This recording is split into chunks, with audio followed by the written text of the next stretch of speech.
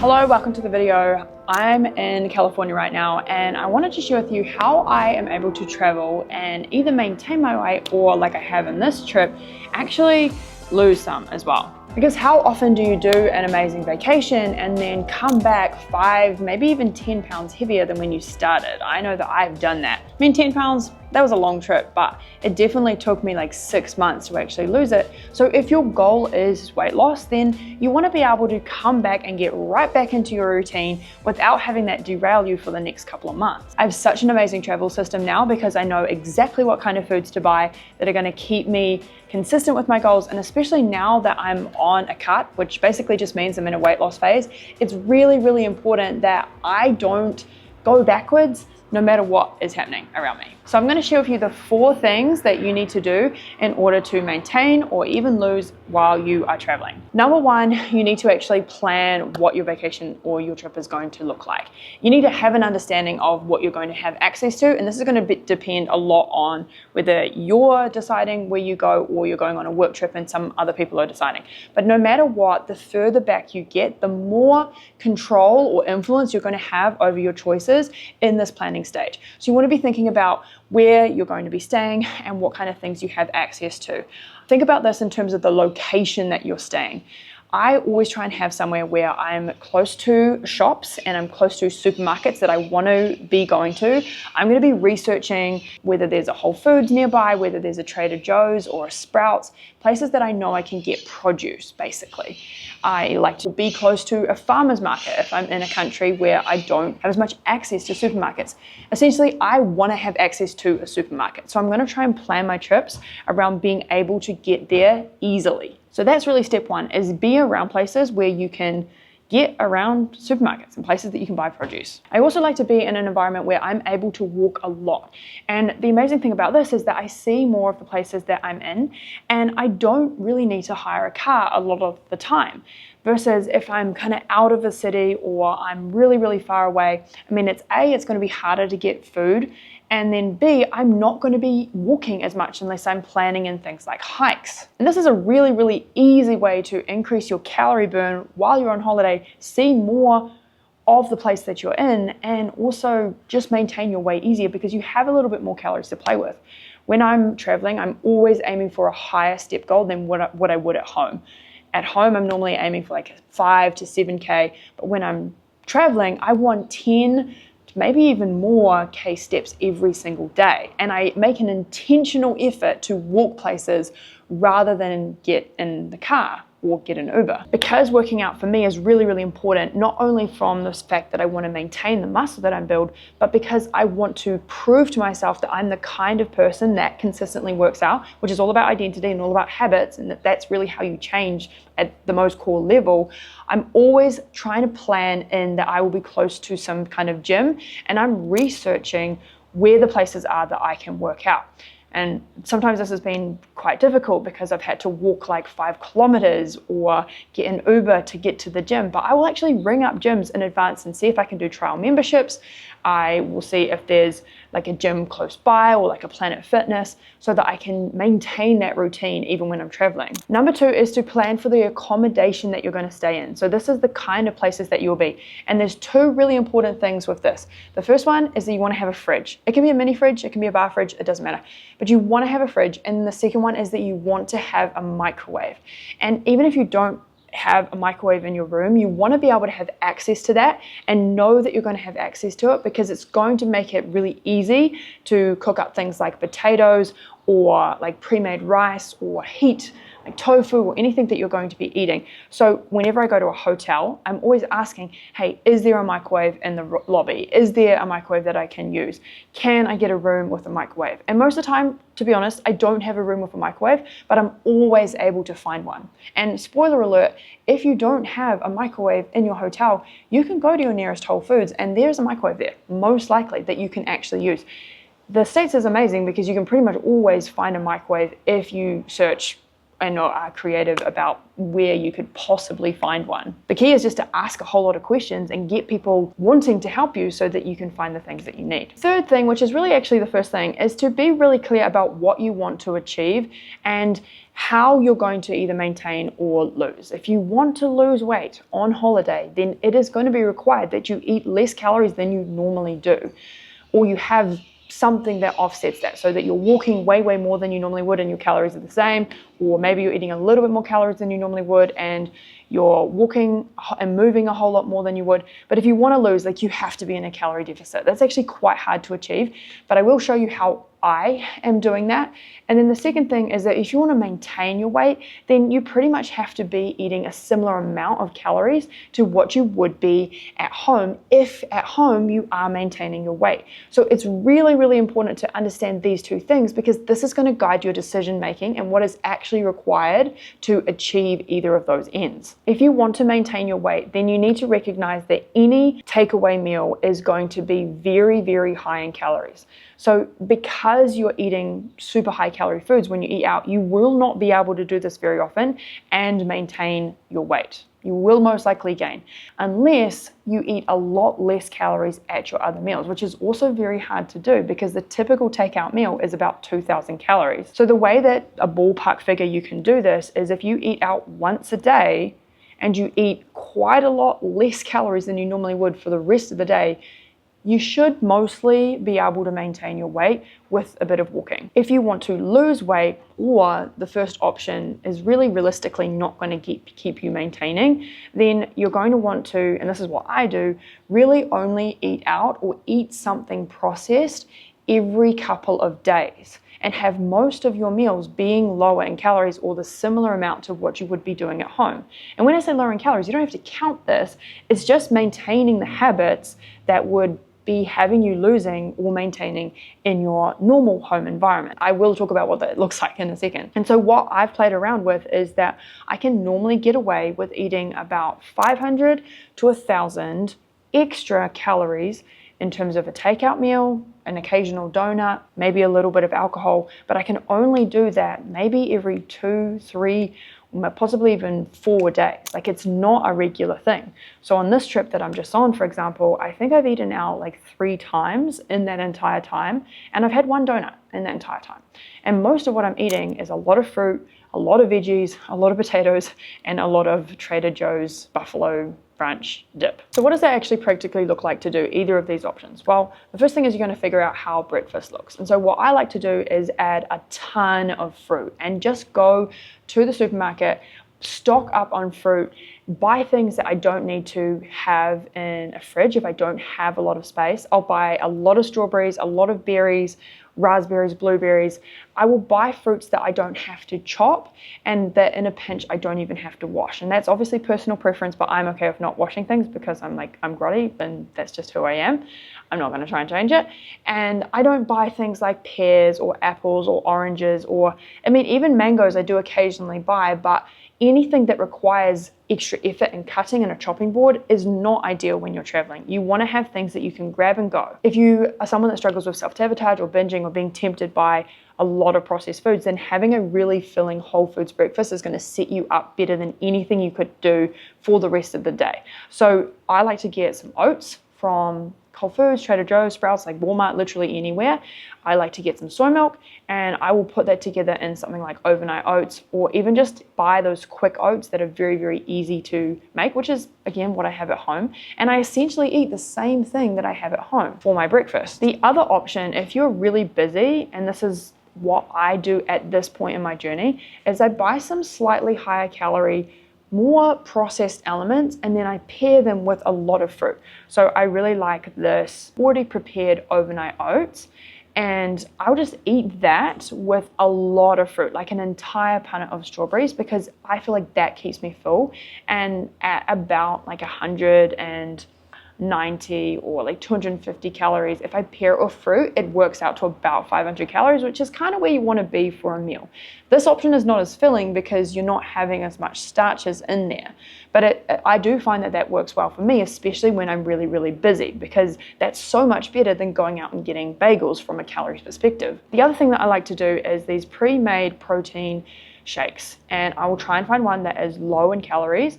Typically under 200 calories is where I kind of want to be with that. And then I will have something that I'm looking for at least 16 grams of protein, specifically because I'm on a bulking journey, well, not a bulking journey, but I want to keep my protein high based on my specific goal. So I will have the shake with some oats, and then I will have a buttload of fruit alongside that. And I will also snack on fruit as well. And this makes things really, really easy because I don't actually have to prepare anything. When it comes to lunches, the thing that you want to stock up on and have just throughout your day is a lot of vegetables.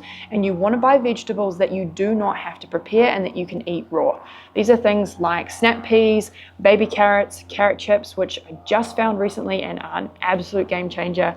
You want to have things like cherry tomatoes, and I tried to think of something else, but I just actually can't even think of anything. Maybe cucumbers or little tiny baby peppers, really anything that you like. But here's the thing that's most important is you do not have to use a knife, you do not have to prepare them. And then you also want to find a really, really good dip. I like to look for something that is oil-free. So Sprouts has this amazing queso sauce, cheese sauce essentially, and also a buffalo sauce, which are oil-free. They're made with almond butter and then other kind of components, and they're absolutely insane.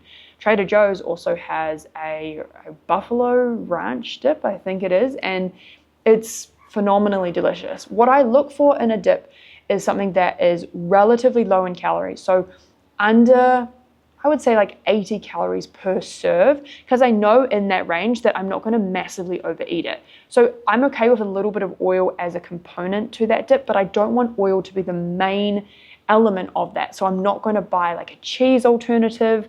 I'm not going to buy something that has like the second or third or even fourth ingredient being oil. As soon as the calories start to go up over 100 calories per serve, and a serve being like 2 tablespoons, it's going to be extremely easy to overeat on that, especially if you're dipping a whole lot of veggies. So we've got our veggies and we've got our dips, which is our flavor components, and now we want to have some kind of starch because that's what's going to keep us full.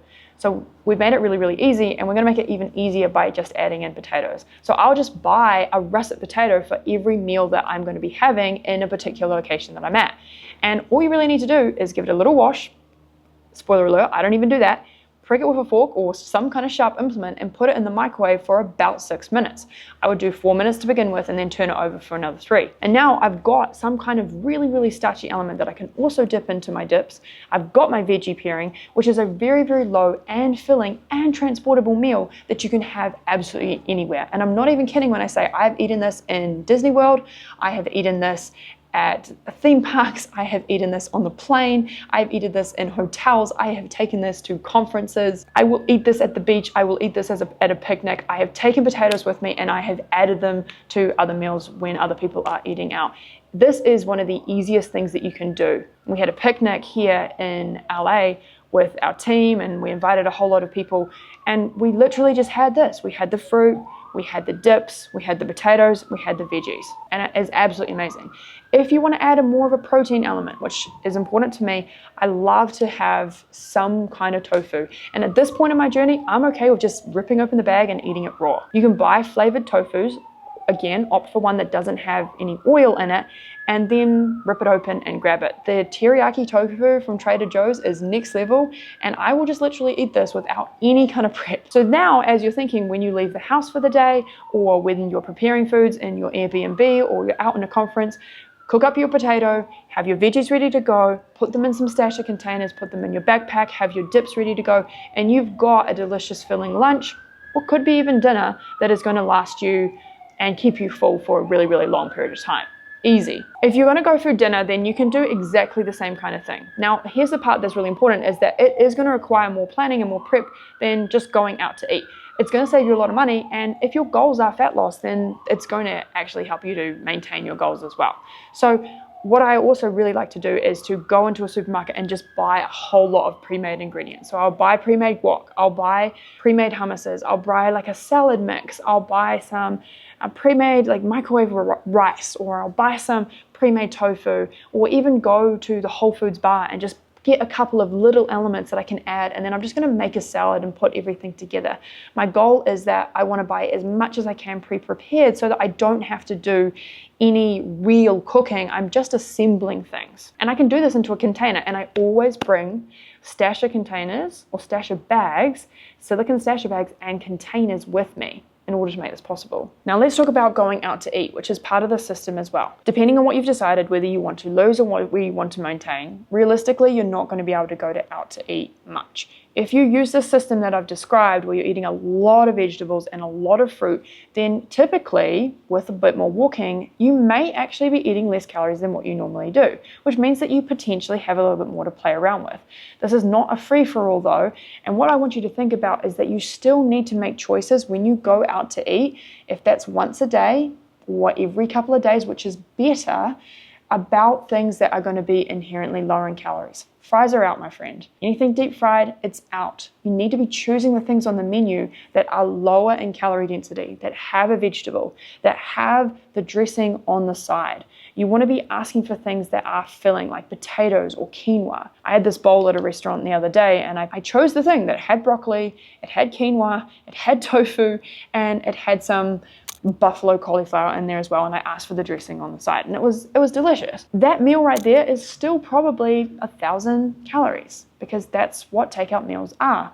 But it's not the 2,000 calories that I could have had if I had had the loaded fries. The option that I like to do is very, very occasionally go out and actually eat a takeaway meal, and then a little bit more often have a bit of a higher calorie element, like maybe a scoop of ice cream or the occasional donut, and sprinkle that into my potatoes and my veggies and my fruit. It means that I can do it more often, because a donut is probably like 300 to 500 calories, as opposed to a takeout meal, which is going to be, or maybe not, like a restaurant meal, I should say, which is going to be 1,500 to 2,000. So I like to have my actual meals more whole foods, add a few of these little things. But this brings me to my fourth point, and that is that it is going to be very different when you're traveling this way. So you need to make it fun. And it's not for everyone, because not everyone has these kind of goals. But if you do, I'm telling you right now that this is the kind of thing that is actually required to succeed. If you want to go on holiday, or you want to go on a trip and you want to come back and be further away from your goal, then do it. But if you don't, then use the things that I've described to you and find ways to make it feel fun. The way that I do this is I do a lot of coffee dates. I have no qualms about drinking like more than one coffee a day. And when I'm on holiday, I'm going to make it a bit more special. So I'm going to buy like the seasonal coffee drinks. I'm going to have like a little bit of sugar. I'm going to do the brown sugar oat shaken espresso, or the whatever it is that is just like a little bit more fun when I go to a coffee shop. But I do not buy food to go with it. And so I do a lot of meetings or dates that are at coffee shops that aren't centered around food, they're centered around coffee. We also try and do a lot of picnics. So if I am hanging out with people, then I'm gonna try and get people to go to some kind of location like a beach where we can bring food. So excited for the meetup tomorrow. We've got our strawberries, we did our Costco run, we've got all the things ready to go. I'm also going to be cooking for my friends. I'm going to be offering to cook. If I do go out to eat as well, like I said, I'm choosing the best option that I possibly can. And sometimes I will bring a potato, and then I will add some rice or some beans or some salad and add my potato to that, because I know that that's going to be lower in calories than adding the chips. And I did this the other day at a Chipotle type place. You can make a lot of what you do and where you travel not centered around food, and still have food that you enjoy. If you've ever bitten into a really juicy ripe strawberry, you know that this is an amazing thing. Kids love it, adults love it, everyone does. And when you have more of these things and you get excited about the seasonal produce and the veggies and all the things that you can get where you are, like, you can have an amazing time while still staying consistent with your goals. Not everything has to be about food. And when you start to travel this way, you have a completely different experience. And I can honestly say, from doing both, the very, very processed food, eating out lots, to not doing it, I have just as much fun when I bring a potato and I eat that at Disney World with a coffee. The reason I wanted to film this is that I truly believe that a lot of people want to have their cake and eat it too. They want to do the travel, they want to do the fun, they want to eat the fries, they want to go out and party, but they don't want to have to gain weight in the process. And I'm here to tell you that you have to pick a side. You have to pick a camp about what is most important to you. It doesn't mean that those things are never going to be available and that you can't ever do them, but you have to decide which is most important and recognize that if you are where you are today and that's not where you want to be, then something in your lifestyle and the way that you do life needs to change. And be prepared to let go and sacrifice things for the goals that you have for yourself. I hope that you found this helpful, and I will see you next week for another video when I'm back at home. And I have actually, I think, lost about 2 kilos, so like 4 pounds, since traveling over the last couple of weeks, just from doing so much movement, keeping my routine, and eating a ton of vegetables and potatoes, and I have loved every single minute of it. So it is possible. All right, that really is goodbye, and I'll see you soon.